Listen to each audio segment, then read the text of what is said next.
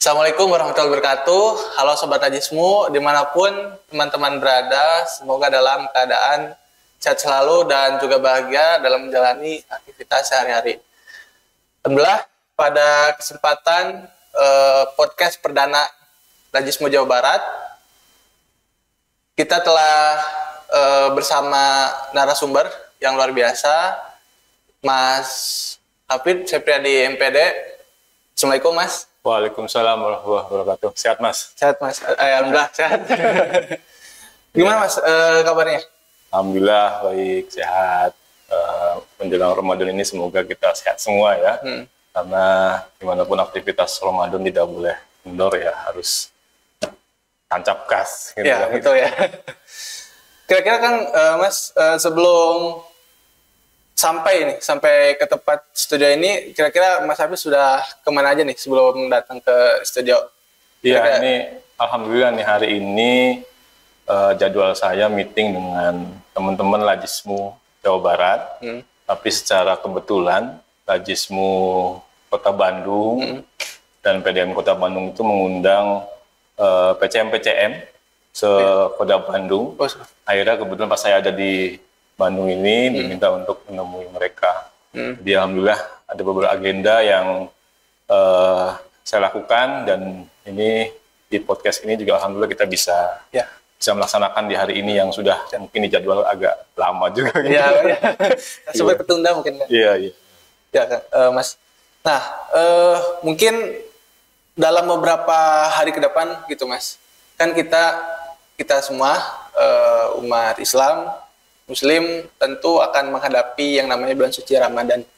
Nah, kira-kira dari Mas Hafid nih, selaku Ketua Badan Pengurus Lajismu Jawa Barat, kira-kira bagaimana nih persiapan Lajismu Jawa Barat dalam menghadapi bulan Ramadan kali ini? Iya.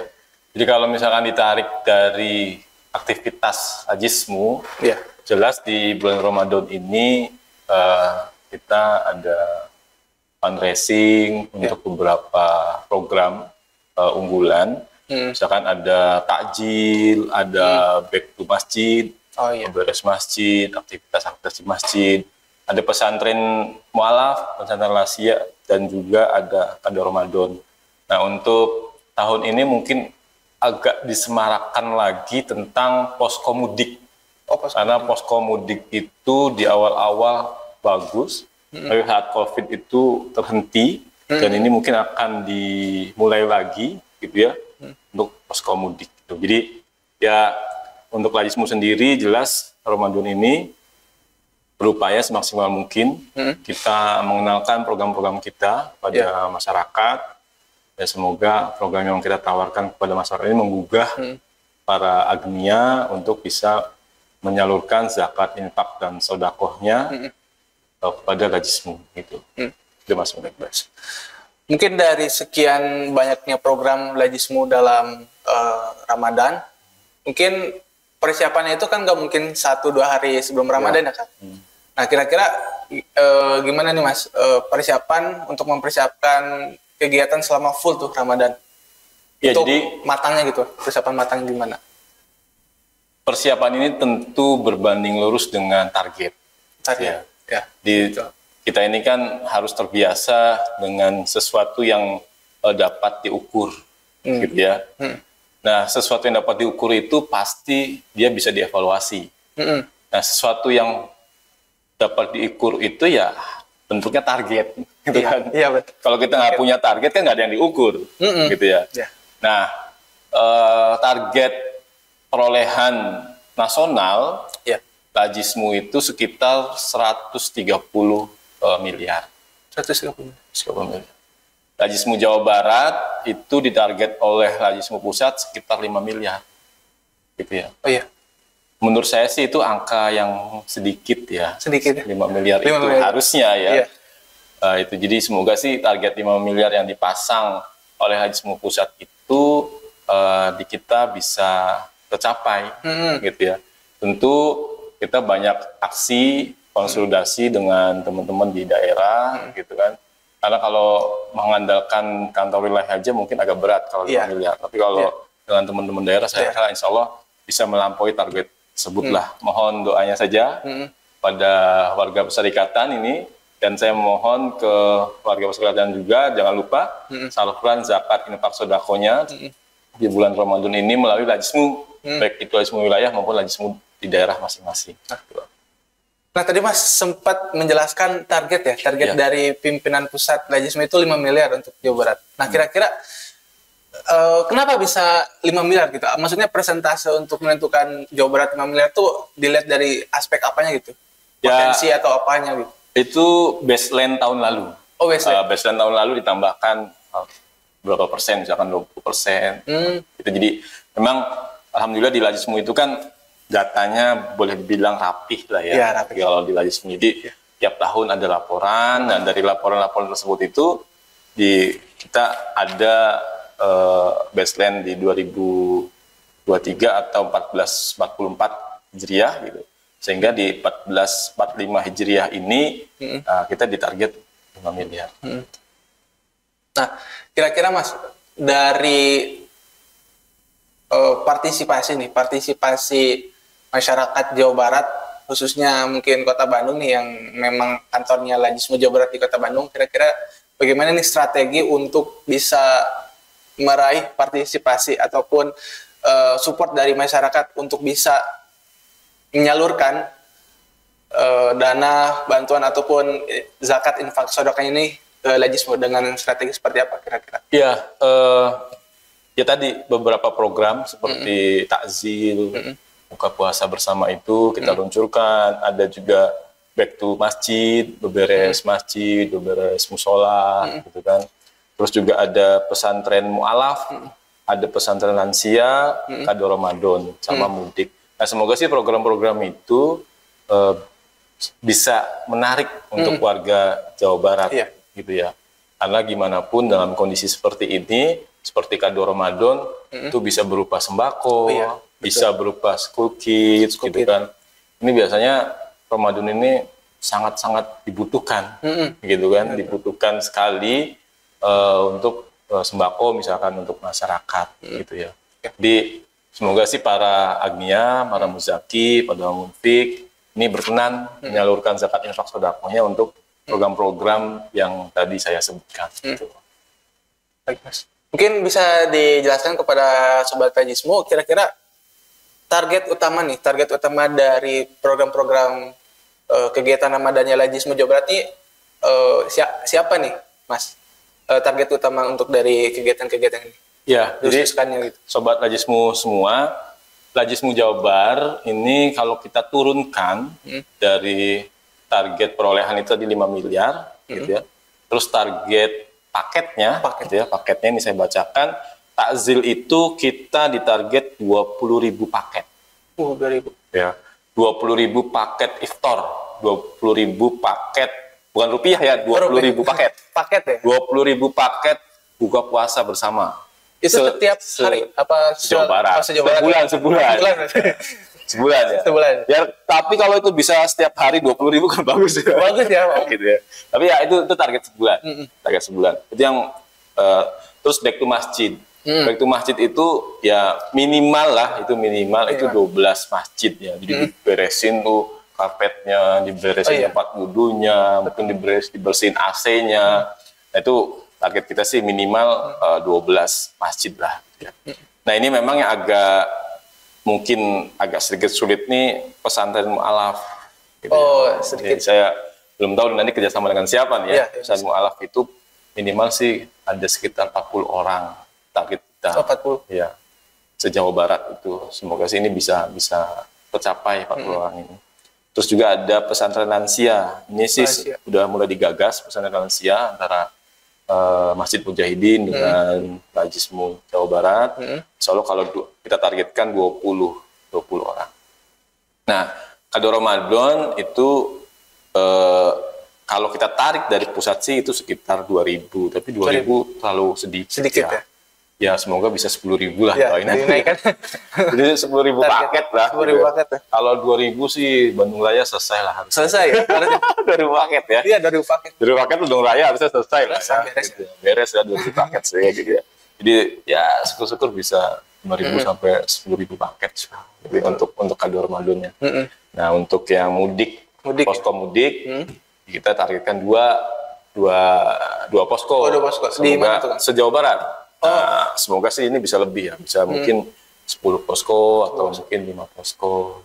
Gitu Mas, untuk program-programnya, target-target penyalurannya ya. Tadi kan target fundraising-nya 5 miliar, target penyalurannya begitu paket-paketnya. Baik Mas. Selama pengalaman Mas Hafid di Lajismu secara keseluruhan mungkin Mas. Kira-kira melihat ke depannya nih tantangan ataupun peluang yang bisa diraih oleh Lajismu Jawa Barat dalam Ramadan kali ini seperti apa Mas? Peluang dan tantangannya seperti apa kira-kira? Kalau bicara peluang ya, peluang kita sangat besar ya, sangat besar sekali lah gitu peluang kita gitu. Jadi harusnya Jawa Barat ya, se-Jawa Barat bisa 100 miliar lah. Iya. Semoga nanti next time mungkin di tahun kelima lah gitu. Iya, 100 miliar gitu. Karena memang peluang kita besar. Cuma kalau bicara tantangan di internal, lagi-lagi kan satu masalahnya konsolidasi. Wah, iya. Konsolidasi kan? Ya. Konsolidasi nih. Tetap. Jadi semangatnya harus dibangun, kita kolaborasi. Jadi dari kantor layanan, di cabang, di daerah, itu nggak bisa programnya sendiri-sendiri. Iya. Nggak bisa programnya fundraisingnya sendiri-sendiri. Kolaborasi. Harus satu atap, harus kolaborasi. Gitu. Kalau sendiri-sendiri ya nggak akan bisa jalan maksimal. Gitu. Jadi itu. Yang kedua, SDM jelas. Nah, SDM ini kita terus coaching di kantor wilayah. Kita adakan pelatihan tiap pekan, dilatih terus gitu kan. Dan nanti insya Allah teman-teman di daerah juga dari sisi SDM terus kita tingkatkan gitu ya. Terus juga database baik itu Mustahik, Muzaki, terutama Munfik itu kita rapihkan gitu ya. Secara bruto database Lajismu Jawa Barat itu ada sekitar 10.000 database. Tapi itu bruto ya. Oh, bruto. Yang sering berdonasi sekitar 2 sampai 3.000 lah. Ya. Itu yang rutin? Yang rutin. Berdonasi berzakat infak di Lajismu Jawa Barat. Gitu ya. Ya semoga sini kita lagi rapihkan semua Mas. Doanya sekali kita rapihkan semua sehingga peluang yang besar itu ya bisa kita ambil lah. Ya, gitu. SDM di Lajismu Jawa Barat terus kita naikkan skillnya gitu kan sehingga itu bisa memacu peluang-peluang yang ada. Karena perlu dicatat, kita bisa lihat beberapa kayak dompet duafa di Bandung, rumah zakat di Bandung, banyak di Bandung, Salman di Bandung, Lajismu urutan keberapa nih? Nah ini Lajismu urutan keberapa? Ini kan menjadi tantangan kita. Masa Lajismu yang background ormasnya jelas gitu ya. Pasarnya juga ada, itu masa kita nggak bisa dimaksimalkan. Nah ini harusnya Lajismu Jawa Barat ini bisa lebih maksimal. Bukan lagi puluhan miliar, tapi udah harus ke angka ratusan miliar targetnya. Ada peningkatan ya? Tiap tahun itu harus ada. Ratusan miliar. Itu ya sedikit peluang dan tantangannya. Gitu. Baik Mas, terus kan kalau misalkan kita berbicara Jawa Barat, mungkin nggak berbicara hanya Kota Bandung ya, terkait dengan tempat ataupun lokasinya kantor Lajismu Jawa Barat. Tapi misalkan bagi teman-teman ataupun sobat Lajismu yang barangkali nggak tahu nih, bagaimana sih gitu pengkolektifan dana zakat infak sodako ini si Jawa Barat, kan banyak nih daerah-daerah si Jawa Barat. Bagaimana nih untuk memaksimalkan tiap-tiap daerah ataupun koordinasi yang rapih gitu kan untuk berpusat di Jawa Barat gitu di wilayah. Ya, jadi karena Lajismu itu adalah lembaga zakat nasional, makanya kita ada level sampai daerah. Jadi nanti teman-teman daerah itu kita katakanlah kita samakan visi misinya untuk Ramadan itu harus seperti apa. Insya Allah sih di pekan depan kita akan ada kursus gitu, rapat khusus untuk Ramadan, walaupun agak terlambat, tapi akan kita lakukan itu. Nah nanti setiap hari itu teman-teman di daerah itu akan membuat laporan. Ya. Laporannya tiap hari. Biasanya closing sekitar pukul 15 atau pukul 3 sore. Nah, jadi dari situ nanti kita bisa pantau, gitu kan, se-Jawa Barat ini perolehannya ke berapa. Target kita itu best 3 lah. Jadi Jawa Tengah, Jawa Timur, Jawa Barat lah. Secara nasional. Ya, secara nasional ya. Secara nasional best. Indonesia gitu ya. Best 3 lah, ketiga gitu ya.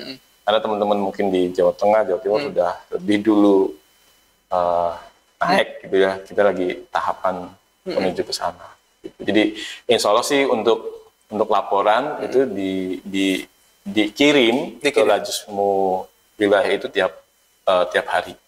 Gitu. Kita juga ke pusat tiap hari. Jadi tiap hari ya? Tiap hari. Sama Ramadan. Jadi Ramadan. Kelihatan. Berapa pemasukan. Betul. Terus terkait ini Mas, namanya lembaga zakat kan pasti nggak bisa lepas yang namanya kepercayaan masyarakat ya. Ini yang paling penting ya salah satunya.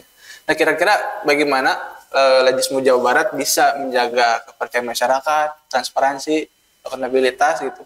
Untuk yang belum percaya ataupun teman-teman yang belum berzakat di Lajismu, kira-kira nih bagaimana sih menjaga kepercayaan ataupun transparansi itu? Jadi yang harus dicatat bahwa Lajismu itu adalah lembaga keuangan. Lembaga keuangan. Non perbankan. Iya. Jadi lembaga keuangan non bank. Karena ini lembaga keuangan, jelas untuk menumbuhkan kepercayaan itu adalah audit. Audit. Nah itu. Jadi auditnya bukan audit internal, tapi audit eksternal oleh akuntan publik. Bukan di internal ya? Bukan internal. Nah, Lajismu Jawa Barat ini dengan beberapa daerahnya sudah ada yang diaudit eksternal itu. Kalau Lajismu Jawa Barat itu sejak 2018. Dari 18? 19, 21, 22. Jadi sudah hampir 5 tahun ini kita diaudit oleh akuntan publik gitu. Nah itu salah satu mungkin cara bagaimana kita bisa dipercaya oleh masyarakat. Yang kedua dari sisi amil. Gitu ya,